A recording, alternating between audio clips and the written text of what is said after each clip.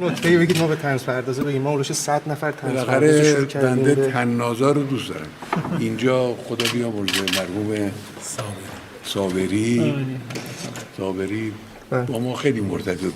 زمان ریاست جمهوری ایشون به اصطلاح معاون فرهنگی ما بود. بخش فرهنگی من دست چند سال دست کیومرث صابری و بعد از ریاست جمهوری هم پیش من زیاد می آمد. صابری از ما خیلی محبت داشت. با او قرار گذاشتیم. من بهش گفتم این کلمه طنازم از اون وقت سر زبونا افتاد. من گفتم این طنازا رو جمع کن بیارشون اینجا یه ملاقات با هم بکنیم که عجل مهلتش نداد.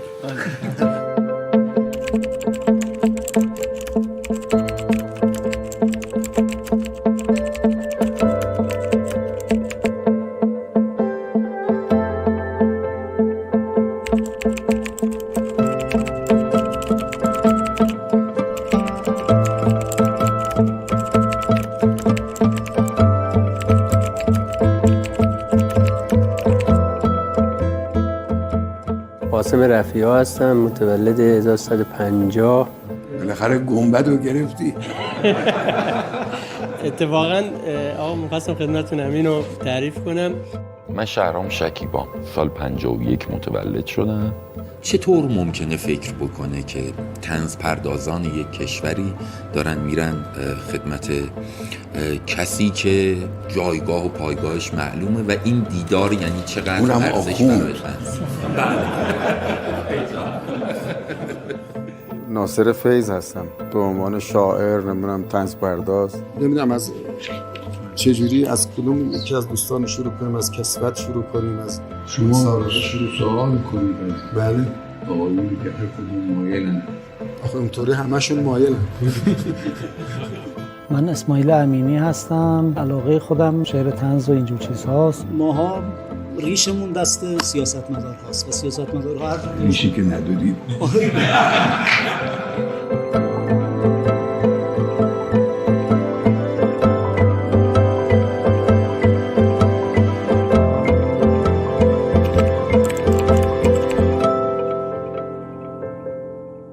شغلم هم خیلی معلوم نیست. یعنی پسرم یه دفعه میگفتش که بابا من تو این فرمه چی بنویسم؟ بگم بابام چی کار است؟ بگم نویسنده است، طنز نویس، شاعر، صدا و سیما کار میکنه. گفتم هر چی مینویسی بنویس، صدا و سیما رو ننویس. برای اینکه فکر میکنن وضعمون خوبه، مدرسه پول میخوان ازمون. آخه یه روزی به پدرم گفتم، به من گفت تهران چه کار میکنی؟ گفتم شنبه میرم شورای شعر، یک شنبه میرم یک جلسه ای دارم فلان جا، بعد دوشنبه هم میرم فلان. خب توضیح دیگه نمیخواد، به معلومه بیکاری. من فقط طنز پرداز، تنها طنز پرداز خونمون منم. کسی زیاد تو خونه همه جدی هستند. طنز از نظر من دقیقاً رویاروی کاریه که شیطان میکنه. شیطان روی کارهای بد، روی تفکرات ناپسند اسمهای خوب میگذاره. مثلا فرض کنید که میگه این رشوه نیست، این که تو میگیری مثلا پول چاییه یا حق کارشناسیه. طنز پرداز برعکسشه، اسم اصلیشو میاره، میگه نه اینی که تو میگیری واقعا رشوه است، تو اسمشو گذاشتی پول چایی. چون در واقع تو توی طنز بلاحت رفتارهای انسانی رو، رفتارهایی که رفتارهای نادرستیه که تو همه جهانم یه تعریف داره، تو این رو نشون میدی و میخواد که وجدان رو قلقلک بده، اما آبروریزی نمیخواد کنه، عصبانی نیست، فکر نمیکنه که آدمی که کار بد میکنه دروغ میگه مثلا بی وجدانه، فقط میخواد به یادش بیاره. به همین دلیله که دلنشین تره از گونه‌های دیگر تنبیهی و انتقادی. طنز پردازا انقدر در بیرون نه تشکلی داشتن نه جریان خاصی حمایت میکرد از اینها، تا اون اتفاقی که در حوزه هنری افتاد. حوزه هنری اولین شب شعر طنز رو در میشه گفت حتی تاریخ ادبی ایران بناشو گذاشت به سفارش، یعنی به پیشنهاد مرحوم ابوالفضل زروی نصرآباد. توی شب شعرهای نیمه ماه مبارک اولین بار آقای زرویی یه شعر طنز خوندن. یادمه که همه فکر میکردن که قرار چه اتفاقی بیفته، قرار واکنش چی باشه. مردای نازدار مرد شهرن، با خودشون همین قبیله قهرن. مردای اخم و طعنه بیدلیل، مردای سرشکسته زنزلیل، مردای دکترای حل جدول، مردای نقنقوی لوس تنبل. لعنت و نفرین میکنن به جاده، اگر برن 4 قدم پیاده. مردای خواب تو ساعت اداری، تازه 2 ساعت هم اضافه کاری. برای جستن از مزان شکها، دایره المعارف کلکها. بچه به دنیا میارن با نزور، اغلبشون یه دونه اون هم به زور.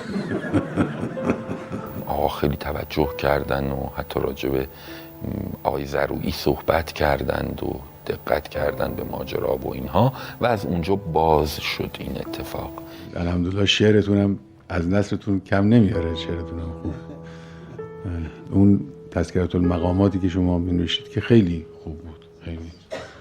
بعضیای دیگه هم دیدیم یه جاهایی می‌خواستن این کارو بکنن لکن نه، مال شما یه چیز دیگری. یکی از مهمترین اتفاقاتی که افتاد توی همون جلسه نیمه ماه مبارک شعرخوانی قاسم رفیعی بود. اون شعر بچه محله امام رضاییم که با لهجه مشهدی هم گفته بود. مرا میبینی که شر و واصفایم، به چه محله امام رضاییم. زلزله‌یم، حادثه‌یم، بلایم، به چه محله امام رضاییم. دروغ مروغ نیست میونه ما با هم، الان به عنوان مثال تو حرم چند روزه که تو نخ کفترایم. به چه محله امام رضاییم. چشم مرا گرفته چند تا کفتر، گفته خودش امام رضا، گفته خودش چند تا شاخاصی بردار، الان درم خادما رو میپایم. به چه محله امام رضاییم. کفتراره که بردم از رو گنبد، مرم مواز تو نخ رفته آمد، تو نقشه رو گنبد طلایم. به چه محله امام رضاییم. گنبد و منبد نمیخوام با سپا، 30 سال پای سفره ای آقا منتظر یک ژتون غذایم. به چه محله. احسن، واقعا شعر خوبی بود. فکر میکنم 7-8 سال بودم، 7-8 سال پیش بود، 7-10 سال پیش بود، چون اونجا میگفتم 30 سال پای سفره ای آقا، الان میگم 40 سال پای سفره ای آقا. فکر میکنم اینجوری بود. کسی به این وجهش دقت نکرد. شاید اولین بار بود که یک طنز پردازی نزد یک فقیه نشسته بود و داشت درباره در واقع موضوع مقدسی شعری رو میخوند و طنزی رو میخوند که شوخی با امر مقدس نبود، شوخی با حواشی ماجرا بود، ولی به هر حال موضوع مهمی بود. یعنی من خودم همش فکر میکردم که چه واکنشی خواهد داشت، که بعد دیدم نه، این خیلی واکنش جالبی داشت و به 1-2 تا از بچه‌ها گفتم که به نظرم این اتفاق مهمی توی تاریخ طنز ما میتونه باشه. اما هیچ وقت طنز پردازا همه با هم یه جا نرفته بودن و منم فکر نمی کردم که یه دیدار این گونه رو دوستان تدارک دیده باشن.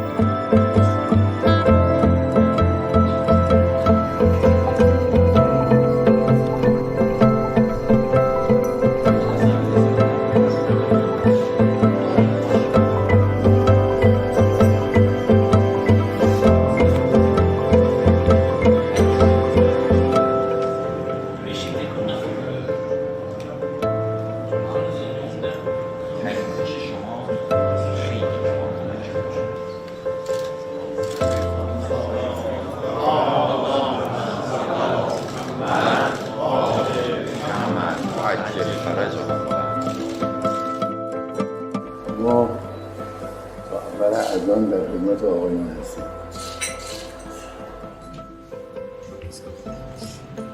با نماز؟ بله، بعدش هم نماز. نمازم به اتفاق؟ بله، بعدم بخونید شما. من که کارمون نماز کنیدم. نه 40 سال به بالا میخونن. یک بزرگواری هم فرموده بود که ازش پرسیده بودن قبله کدوم طرفه؟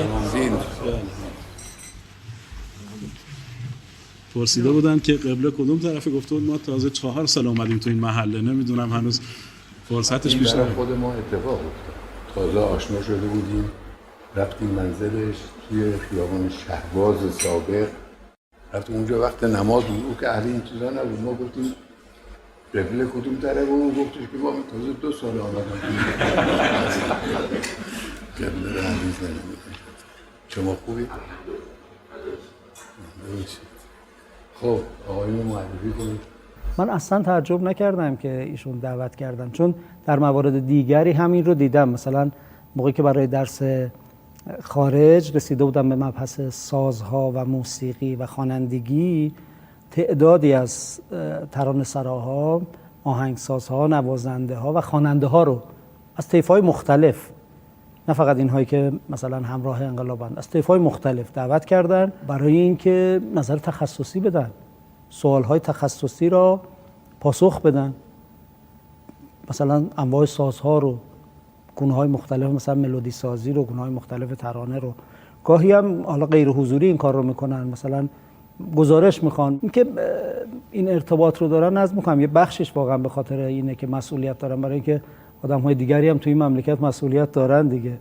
اصلا کاملا بی‌اعتنا واقعا نسبت به کارشون و حوزه کارشون بی‌اعتنا. تشکر میکنم که این وقت رو در اختیار دوستان طنز پرداز گذاشتید و طنز حالا جدی گرفته شده. به هر حال یک روزگاری بود که نسبت به طنز خیلی نگاه مساعدی نبود. من یادم دانشجو فوق لیسانس که بودم، وقتی موضوع رو پیشنهاد کردم که درباره طنز بخوام کار کنم، دفتر استادا صدا کردن گفتن امینی حالا تو همون گلاغا مسخره بازی در میاری، بس دیگه مسخره بازی وارد دانشگاه نکن. من خیال می‌کردم مثلا من می‌خوام دانشگاه دست بندازم که بخوام درباره طنز کار کنم. حالا اونم مسخره بازی میدونستم. بعد دیگه مسخره بازی میدونستم. مثلا من موقع گلاغا کار می‌کردم، برام میدونستن که مثلا گلاغا کار می‌کنم. یه نکته دیگه هم که به ذهنم میرسه این است که باید در نهایت به هر حال مسئولین نظام ما به اهل فرهنگ اعتماد کنند. یعنی الان داوری درباره طنز، این که مثلا این طنز اصلا منتشر بشود یا نشود، یا این طنزی که منتشر شده است مثلا خلاف قانون است یا نه، به دست کسانی که از مثلا طنز و از فرهنگ خیلی سر در نمیارن، آدم سیاسی ان، آدم اجرایی ان. خود من یک کتابی درباره لطایف و مطالبات در کلام امام داشتم که کنایات و اشارات به حساب طنزآمیز امام رو نوشته بودن و شرح داده بودم برای نسل جوان. 10 سال گردشون گفتن نه امام و طنز، تا آخر آوردم حوزه، حالا توی حوزه زیر چاپه. به نظرم اگر این اعتماد نسبت به اهل به حساب فرهنگ ایجاد بشه، دست کم باشون مشورت کنن در این موارد، خیلی خوبه. الان یه جوریه که به هر حال در نهایت ماها ریشمون دست سیاستمدار هاست و سیاستمدارها هر جور دلشون که ندادید. چون به محض اینکه یه کمی به یه جایی بر میخوره، اصلا اون نشریه رو تعطیل میکنه، حتی اون یه نفرم تنبیه نمیکنن، کل اون نشریه رو بیچاره به باد فنا میدن. به همین دلیل هم ماها وقتی میریم تو مطبوعات کار کنیم هر جا، اون بقیه بچه‌ها میگن که تو رو خدا یکم ملاحظه کن، چون مثلا حروفچین و تایپیست و صفحه بند و اینا همه نونش آجر میشه دیگه. در واقع اینکه این طنزپرداز منحوس اومد اینجا الان هممون رو به باد فنا میده.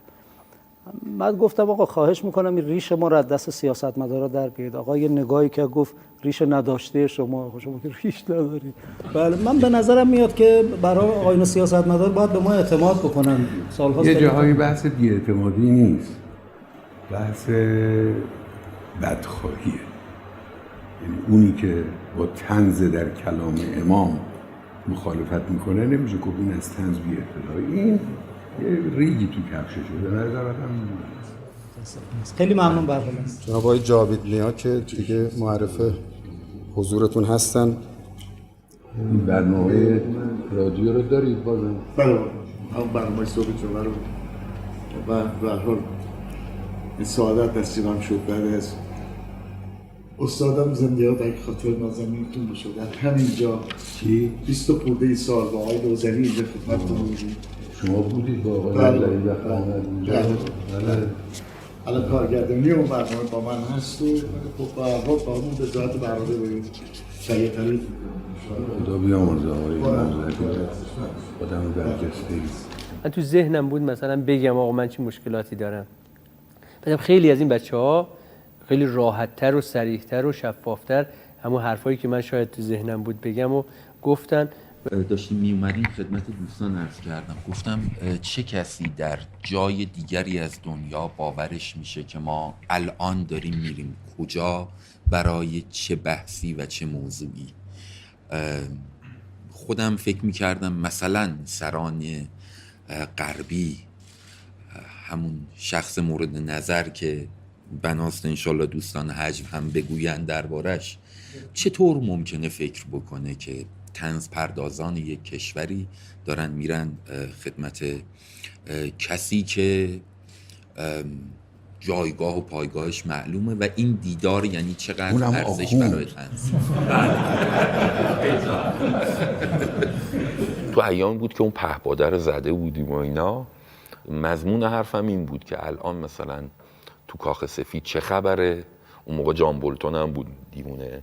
گفتم الان اون و ترامپ و جماعت دور هم دیگه مثلا جمعن و اینا و هر چیزی فکر میکنن راجع به ایران و راجع به شما جز این که شما با طنز پردازا جلسه گذاشتید. عرض کنم که حضرت آقا متاسفانه یک خلاهایی در قانون وجود داره برای طنز. این رو من از جانب همه دوستان طنز پردازم عرض میکنم. از جمله اینکه ما در قانون اگر از طنز پردازی شکایتی صورت بگیره یا مصداق تشویش اذهان عمومیه، به قول دوستان تشویق اذهان عمومی، یا توهین یا افترا و از این دست نکات، شاید یک تبصره یه چیزی به این کمک کنه. این رو من نمیدونم باید چه کرد. چه قانونی؟ کدوم قانون؟ اشاره به یه قانون. قانون مشخصا قانون جزاییه. یعنی اگر بنده مطلبی بنویسم، شخص میتواند در دادگاه‌های عمومی از بنده شکایت بکنه و بگه مثلا ایشون به شغل من و به شخصیت من توهین کرده. میگن طنز، میگن شوخیه دیگه. چه عرض کنم، اما متاسفانه یه سری کوتاه نگریام هست. نکته اینه که بالا چیزی که معمولا دغدغه ما هست اینه که این صدر از طرف تصمیم گیران و تصمیم سازان باشه که بدونن ما داریم در واقع لااقل سعیمون اینه که برادری کنیم و نقد منصفانه و همدلانه کنیم. یک سازمان یک مجموعه از من شکایت کرده بود. از قضا من نرفته بودم دادگاه مطبوعات، برده بودن من دادگاه کیفری. قبل از من یه قاتله رو داشت محاکمه میکرد. آقا اینو با زنجیر بردن تو. من نشسته بودم همینجور، بعد قاضی اینو که داشت به حساب حکم دوباره بهش ابلاغ میکرد که تو اینجوری اینا، بعد گفت که آقای قاضی من اعتراضم دارم، نیرو انتظامی وقتی منو گرفته یکی زده تو گوشم. گفت مردی که تو زدی یارو رو کشتی، با تبر تکیه کردی، حالا اومدی من میگی خوب کاری کرده، زده اعصابش خورد شده بود. آقا من گفتم این اعصابش خورده، من میرم. بلند شدم بیام، منشیه گفت که آقای رفیع بعد این نوبت شماست. خدای بدبخت شدیم. رفتم تو نشستم، بعد قاضی گفت که زده، هنوز اعصابش خورد بود از پرونده قبلیه، زده یارو تیکه کرده، بعد میگه زده دوش بده من پرونده بعدی رو میدم. نگاه کردم گفتم اینا بیچاره شدم. میگه این چیکار بود کردی؟ بنده خدا گفت که اینا مگه طنزو نمیفهمن؟ پاشو بابا جان، پاشو برو، تو اصلا قیافت نمیخوره با کسی مشکل داشته باشی. آقا دادگاه من 2 دقیقه طول نکشید. همه اکثرا احساس میشه تحمل طنز رو ندارن. این باید تحمل وجود داشته باشه دیگه. آقای قاسم رفیع ظاهراً یک شعری داشتن یا خاطره‌ای بود، قرار بود مثل که بالاخره گنبد رو گرفتی. اتفاقا آقا می‌خواستم خدمتتون همین رو تعریف کنم. خب تو فضای مجازی اینا که دیگه اون بچه محله امام رضا و لطفی که حضرت علی داشتید و گفتگویی که شد، یه مقداری مردم شناخته بودن و یه دفعه آستان قدس ما رو دعوت کرد، اون زمان خدا رحمت کنه آیت الله طبسی رو، توی مراسمی خلاصه 4 تا ژتون گفتن آقا یا یوحناس ما ژتونا رو داریم میدیم به ایشون که این منو نشینه بگه که حالا برنامه خوش طبیعی بود بالاخره. جمعه ژتونا رو گرفتم، اومدم حرم نزدیک از اون بود، گفتم میگیرم میبرم خونه دیگه 4 تا اینا. بعد دستم گرفته بودم تو حرم داشتم میرفتم، یک مادر دختر مشهدی دیدن، دختر منو شناخت، به مادرش گفت مامانی همین نیست که میگه 40 سال پای سفره هر روز میگیرم میبنه خانه‌شو.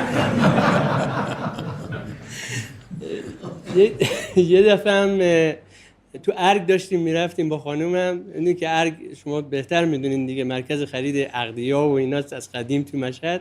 ما الان 18 سال بعد از ازدواجمون کماکان میریم ارگ تماشا میکنیم، بالاخره ویترین مغازه اینا. بعد یه بچه بغلم و یه بچه دستم، یه بنده خدا شناخت، گفت که شما همین بچه محله امام رضا نیستی؟ گفتم چرا؟ گفت بیا بیا بیا. ما کشید برد، دوستاش واسطه بودن، گفت که اینو نگاه کنین. نگاه کن، گفت بچه محله امام رضا. من تحویل نگرفتن. از کوتاه نیومد، خیلی آدم با اراده‌ای بود. من برد تو مغازه، یه خانم پشت پاچال بود، گفت زری گفت بله. گفت آقا این نگاهی بکن. زری هم نگاه عاقلانه صفی به ما. خانومتونم بود همراهتون؟ خانومم همین جنبالم میومد. اینم خلاصه گفت که این نگاهی به این بکن، این نگاهی به ما کردی. اینا گفت که حالا بعد قصه‌شو برات تعریف کنم، شما برو دیگه. حالا اگه اجازه بدم من یک شعر کوتاه بخونم که این مدت فضا عوض بشه، صحبت جدی شنیدید. زمان جنگ بنده خدا از جبهه برای نامزدش، حالا ما مشهدی‌ها میگیم نمزه دیگه، میدونید که نامه می‌نویسه.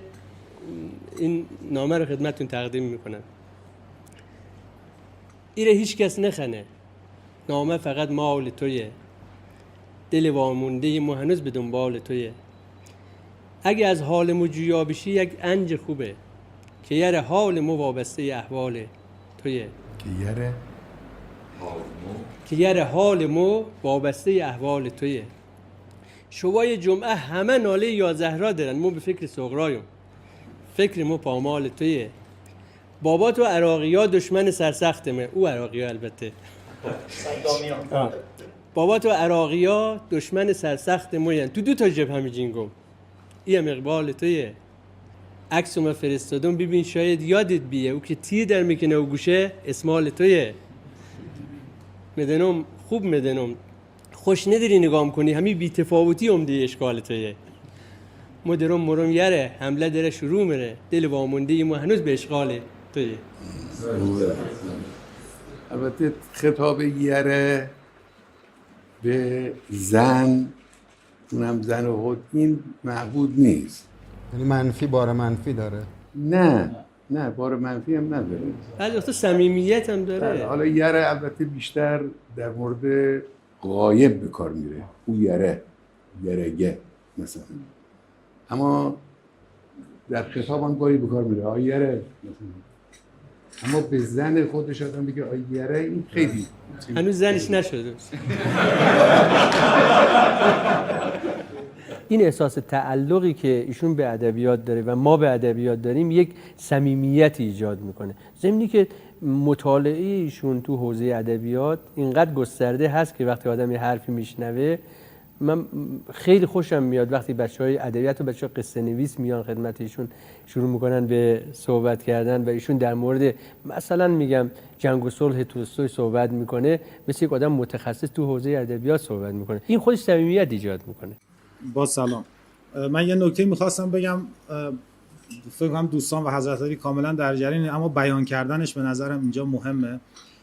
در دهه 70 و اوایل دهه 80 ما داشتیم یک فضایی بود که پر از جوک‌های قومیتی بود، به ویژه موقعی که هنوز مردم با پیامک خیلی استفاده میکردن. و همین جمعی که اینجا هستن و دوستانی که غایب هستن تلاش کردن و امروز ما می‌بینیم که تقریباً ردی از جوک‌های قومیتی در جامعه باقی نمونده. امروز شما می‌بینید که مردم اگر براشون یک جوک قومیتی بفرستی، آدم‌ها به شما واکنششون میدن، یعنی به شما میگن برای من دیگه نفرست. در دوره‌ای که شاید در وایبه بزرگترین گروه‌هایی بودن که مثلا جوک لوری و مثلا ترکی و گیلکی، ولی شما می‌بینید امروز این از بین رفته.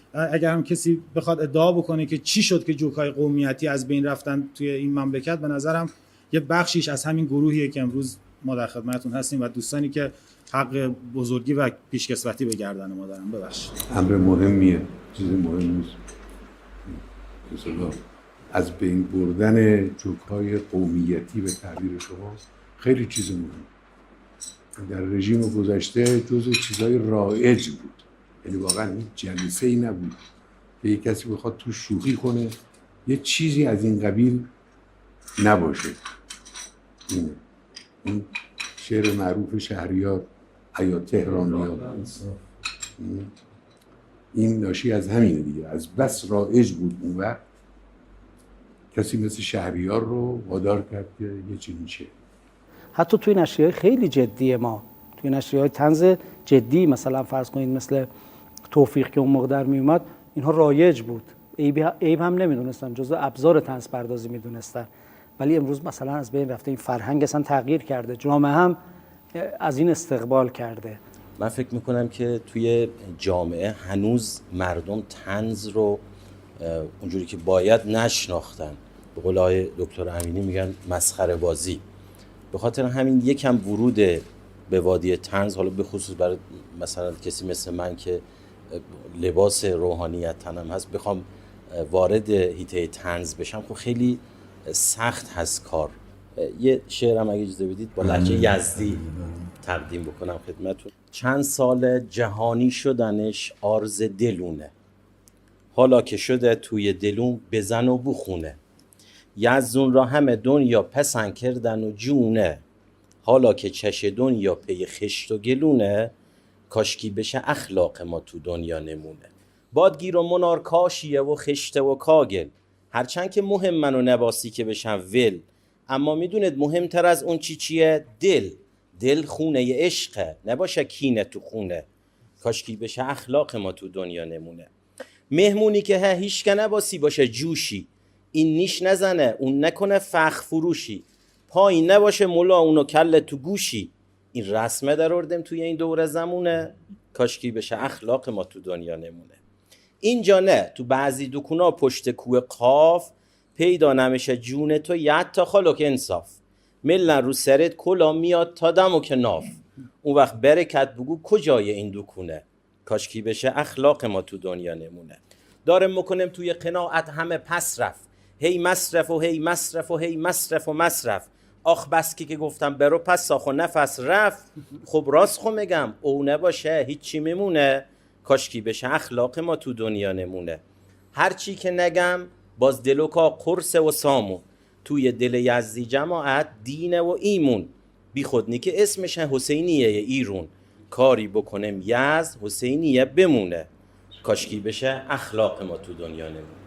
ممنون از توجه شما. اینی که شما چون معممید از شما توقع ندارم، به نظر من اینجوری نیست. خب امام که خب دیگه مظهر تعمم و وقار روحانی امام بزرگوار بود.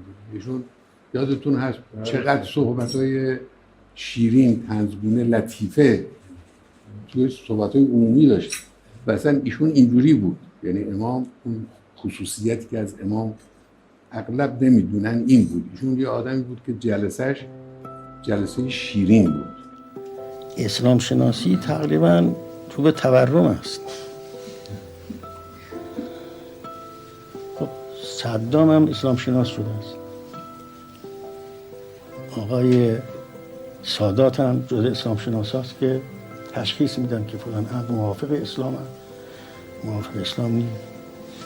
اخیراً آقای کارتر هم جزء اسلام شناس هست. در یه جلسه که مسافرت کرده گفتن این کارهایی که در ایران فلان میکنن این موافق اسلام نیست. معلوم شد که ما اسلام شناس داریم که ابعاد اسلام شناسی اضافه میشه، فردا بگینم اسلام شناس میشه. هی میگن موافق اسلام نیست. اسلام چطور؟ و شما که اسلام ها نمیدونید با صاد می‌نویسن یا با سین می‌نویسن، شما به اسلام چه کار دارید؟ خود ایشون هم نمیخندید. حرفای شیرین چیزو میگفت، ما چون جلسات زیاد خدمت ایشون داشتیم و خودشون هم اصلا نمیخندید و آدم واقعا گاهی اوقات تکون میخورد از شیرینی طنز ایشون. گویی که الان سلطنت طلبها در خارج، همین دیشبم گفتن که همه ایران سلطنت طلبن و اعلیحضرت رضا دوم آن محبوبیتی دارد که مردم همه با او هستند. خب اینا بگن. من اعتقادم این است که این رندها جمع شدن دنبال این بچه که پولاشو از جیبش درارن. اینا میخوان اینا پولایی که پدر کذاش از مردم گرفته و حالا در بانک دست این است، با این بهانه ها ازش درارند و بعدم رهاش کنم برای سراغ کارش. و من صلاحش میدارم بره سراغ تحصیل و بره سراغ کاسبی بکنم که دیگه این کار گذشته است. مثلا مردم اگر چنانچه جمهوری اسلامی هم نباشد دیگه سلطنت طلب نیستن، این شکی در کار نیست. آقای راشد مثلا فرض کنیم ایشون رو منبر اصلا حرف زدنش شیرینه، یعنی بحثی نیست که ایشون لطیفه بگه، لطیفه هم نمیگه، اما همون حرف زدنش شیرین و بهجت آوره، خیلی هم مطلوبه. عرض به خدمتتون که همسر بنده کتابش رو داد به من و من تقدیم خواهم کرد و اجازه داد که من این شعر طنزی رو که میخوام بخونم رو بخونم، چون در مورد ایشونه. گفتن که اجازه میدم به شرطی که از حضرت آقا برای من یادگاری، حالا چفیه مثلا برای من بگیرید بیارید، من اجازه میدم. بعد اجازه رو دادن، من خدمتتون قرائت میکنم. برخلاف از بس زنم کلاس برایم گذاشته، دیگر مگر حواس برایم گذاشته. مأموریت به مدت یک نصف روز بود، یک کامیون لباس برایم گذاشته. از آن همه لباس ز بس شست و شست و شست، یک جل و یک پلاس برایم گذاشته. از آن همه حقوق بلا شک مردها، یک حق التماس برایم گذاشته. از آن همه تنوع احساس در دلم، قدری فقط هراس برایم گذاشته. ایهام را برای کلاسش ز شعر من، برداشته جناس برایم گذاشته. من خور و پف نمی کنم، اما به جرم آن یک تخت در تراس برایم گذاشته. خودتون نمیدونید که میکنید. افرادی که اونجا بهشون اشاره شد، یکیش مرحوم گل آقا کیومرث صابری فومنی که خب اینو هر دیدگاهی در طنز متوجه شده که گل آقا یک اتفاق بود واقعا در طنز بعد از انقلاب. از این که به الحمدلله تو در دنیای طنز، دنیای مهمی است، افراد فهیم و با سواد و متدین مثل شماها داریم، من خیلی خدا رو شاکر هستم. انشالله که خداوند بهتون کمک کنه، خدا رحمت کنه مرحوم صابری رو. ایشون چند سال با ما همکار بود. صابری زمان دوره ریاست جمهوری تماما تقریبا روزی که 2 سال آخر با ما همکاری داشت، بعد هم با من ارتباط داشت، میومد میرفت.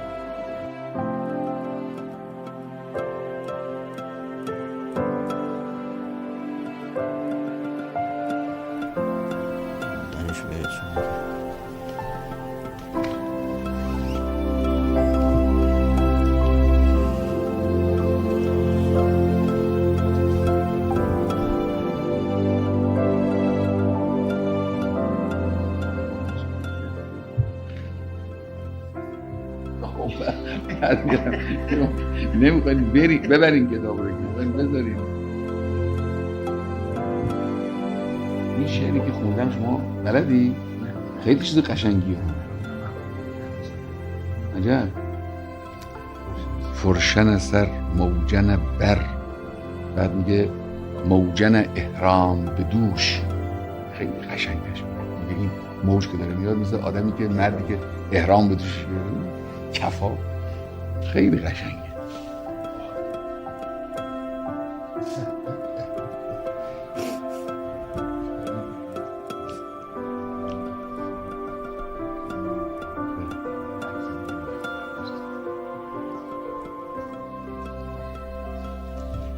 آقا حالا وقت چاییه دیگه.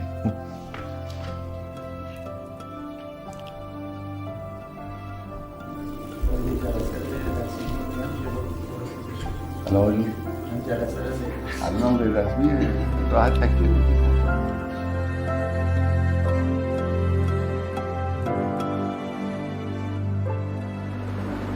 صابری به معنای واقعی کلمه آدم متعهدی. او از جمله کسایی بود که قدر انقلاب رو میدونست، چون دوره قبل از انقلاب رو کاملا لمس کرده بود، زندگی کرده بود. در همون سرمقاله شماره اول اهداف مجله رو گفتم به 2 چیز پابندم برای ابد: اسلام و ایران. ایران برام خیلی مهمه. من یک ایرانی دوستدار این وطنم و اسلام که دین ماست. آقای صابری نشون داد که میشه معتقد بود و منتقد بود. تو روزنامه اطلاعات یه چیز کوچولی دو کلمه قبل از گلاغا، یعنی قبل از اینکه این مجله گلاغا در بیاد اون رو شروع کرد، با بنده هم در میان گذاشت همون وقت. خدا من انشالله رحمت کنه او رو و همچنین آقای زروحی رو. من پرسیدم از مرحوم صابری این کیه؟ گفت اتفاقاً خوب شد مثلا پرسید، دیگه جوون بسیار خوب و متدین آقای زروحی نصر بودن که دیگه ایشون آخرت حالتون چطوره؟ شنیدم رسالت پیدا کردی؟ بعد یه 3 سال پیش جراحی تازه قلب داشتم. عجب. ما جوونا چرا؟ ماها باز یه حرف میشیم. بله ذکر خیر شما با آقای شجاعی بود مفصل اشرتون مقامات. آقای مرحوم صابری از شما پیش من خیلی تعریف میکرد. طنز یک نعمت بزرگ الهی، قدرت طنز، قدرت طنازی مثل شاعری، این یک امتیازه، یک نعمته که خدای متعال به همه نداده. این هنر رو باید شکر گذاری. شکر این نعمت هم این است که این رو در جای خودش به درستی مصرف کن. اگر چنانچه اون جایی که شما می توانید از این هنر استفاده کنید برای پیشرفت هدفها، برای پیشبرد اون چیزی که ما برای کشورمون و ملتمون آرزو میکنیم و دنبالش هستیم و این کار رو اگر نکردید این ناشکری. خیلی اوقات به نام طنز لودگی انجام میگیره. با لودگی اشتباه نباید بشه، با هزل اشتباه نباید بشه که اون شوخی‌های بی‌حیایی همون هزل و اینهاست. اینها رو شما دوستان به صورت فرهنگ در بیارید، به صورت گفتمان در بیارید. شما خودتون اهل طنزید. یه نکته مهم ایجاد آگاهی در مردم. خب الان در زمینه مسائل کشور و مسائل اجتماعی و مسائل سیاسی طنزها جهتدار هست. حالا گاهی البته تنده و بی‌مورد این تندی، یعنی واقعا اینو باید توجه کرد که شما ممکنه نسبت به یک دستگاهی یا به یک شخصی یک اعتراضی داشته باشید که این اعتراض رو با زبان طنز بخواید بیان کنید، ایرادی نداره، خوبه. منتها این زبان طنز جوری نباشه که زیادی تیز و تند و بی مبالاتی توش باشه، اینجور نباشه، مراعات باید بشه. البته من به هیچ وجه معتقد نیستم که باید جلو زبان طنز و انتقاد و اینها رو گرفت. نه، انتقاد به زبان طنز اگر باشه این بهترین نوع انتقاد کردنه، اشکالی نداره. اساسا این که من بهم بر نخوره. من یه روز تو خیابون داشتم میرفتم، خیلی هم تو احوال خوشی بودم، برای اینکه میگفتم خب من الان مثلا استاد دانشگاه هم دکترم، من طنز نویسم فلانم، القابی برای خودم داشتم میشمردم، از خودم تشکر میکردم توی ذهن خودم.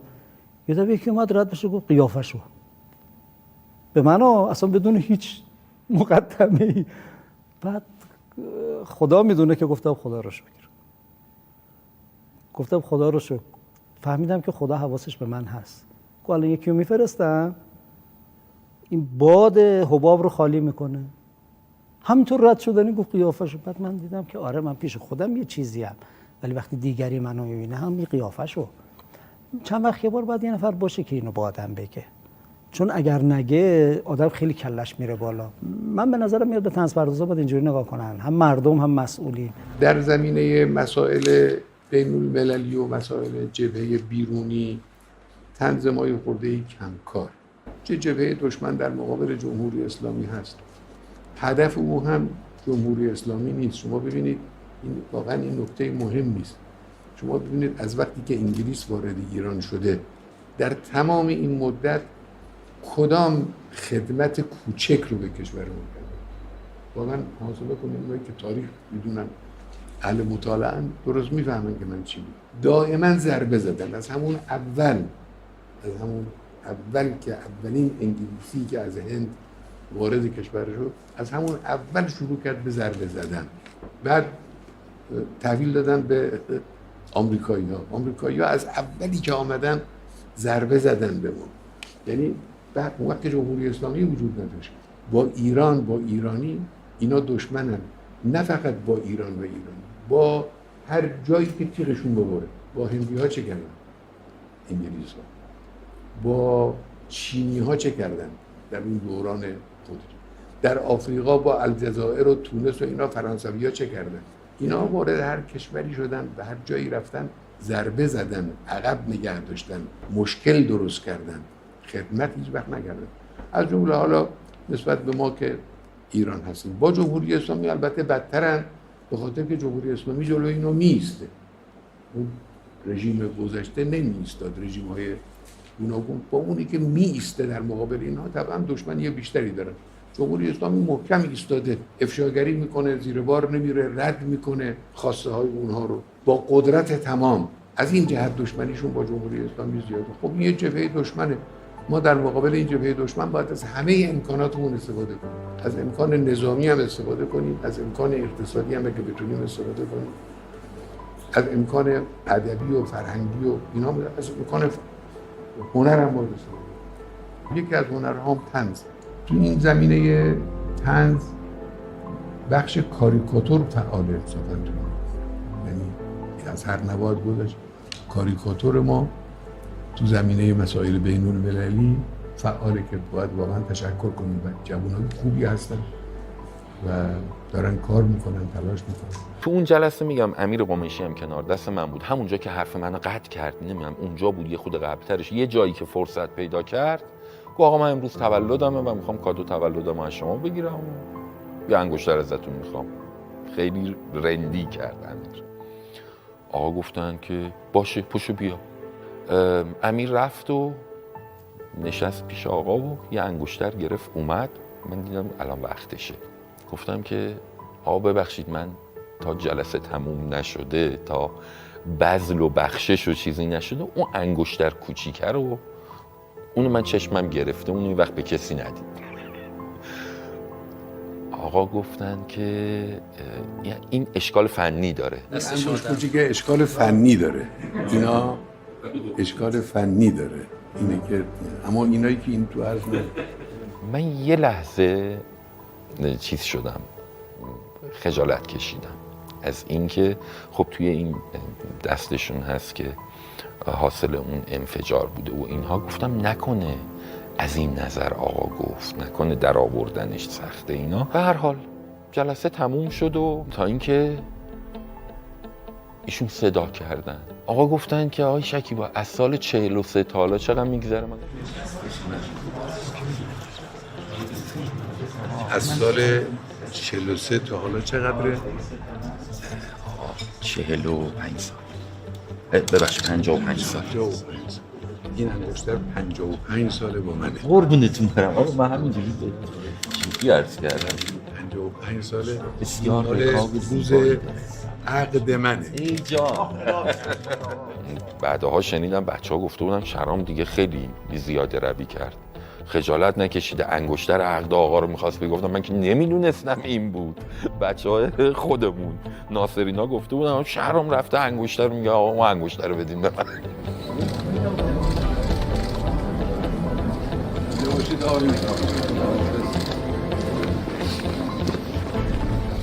دوباره نمیخوان دعوت کنن طنز پردازه رو؟ من یکی دوتا نکته مونده دیگه، انگشتر رو نمیگیرم. اگه شما دستتون میرسه بگید انگشتر کوچیکه رو نمیخوان ولی خب نکاتی دارن.